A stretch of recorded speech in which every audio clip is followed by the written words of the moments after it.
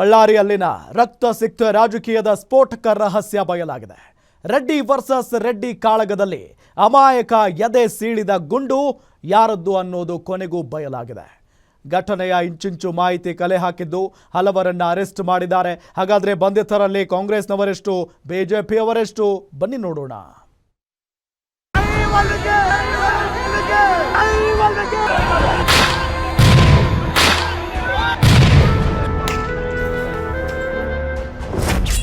ಕೊನೆಗೂ ಬಯಲಾಯ್ತು ಬಳ್ಳಾರಿ ಕದನದ ಬುಲೆಟ್ ರಹಸ್ಯ. ರಾಜಶೇಖರ್ ಎದೆ ಸೀಳಿದ್ದು ಸತೀಶ್ ರೆಡ್ಡಿ ಗನ್ಮ್ಯಾನ್ ಗುಂಡು. 4 ಅಂಗರಕ್ಷಕರು ಸೇರಿ 26 ಆರೋಪಿಗಳು ಅಂದರ್.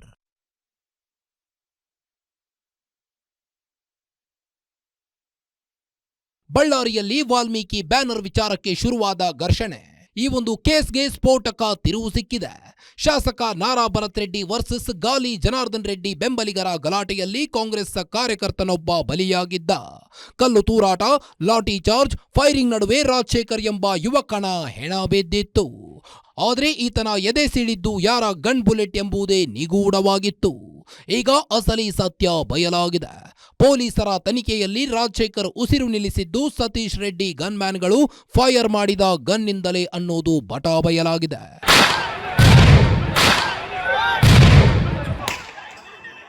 ಓರ್ವನ ಸಾವಿಗೆ ಕಾರಣವಾದ ಗುಂಡಿನ ತನಿಖೆಯ ಎಫ್ಎಸ್ಎಲ್ ವರದಿ ಈಗ ಬಂದಿದ್ದು, ದೇಹ ಹೊಕ್ಕ ಗುಂಡು ಸತೀಶ್ ರೆಡ್ಡಿ ಅಂಗರಕ್ಷಕನ ಬಂದೂಕಿನ ಗುಂಡಿನೊಂದಿಗೆ ಹೋಲಿಕೆಯಾಗಿದೆ.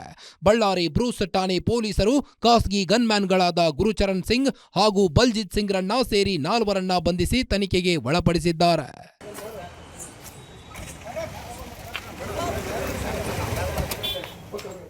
ಇನ್ನು ಬಳ್ಳಾರಿಯಲ್ಲಿ ಗಲಭೆ ನಡೆಸಲು ಮೊದಲೇ ಪ್ಲಾನ್ ನಡೆದಿತ್ತು ಅನ್ನುವುದಕ್ಕೆ ಸ್ಫೋಟಕ ಸಾಕ್ಷಿಗಳು ಲಭ್ಯವಾಗಿದೆ. ಪೊಲೀಸರು ತನಿಖೆಗಿಳಿದಷ್ಟು ಅಸಲಿ ಸತ್ಯಗಳು ಒಂದೊಂದೇ ಬಯಲಾಗ್ತಿವೆ. ಆಟೋದಲ್ಲಿ ಪೆಟ್ರೋಲ್ ಬಾಂಬ್ ಮತ್ತು ಕಲ್ಲುಗಳನ್ನು ತಂದಿದ್ದಾರೆ. ಗಲಾಟೆ ದಿನ ಪೊಲೀಸರು ಉದ್ರಿಕ್ತರ ಗುಂಪನ್ನ ಅಡ್ಡಗಟ್ಟಿದಾಗ ಪೆಟ್ರೋಲ್ ಬಾಂಬ್ ಸಿಕ್ಕಿರೋ ಮಾಹಿತಿ ಸಿಕ್ಕಿದೆ.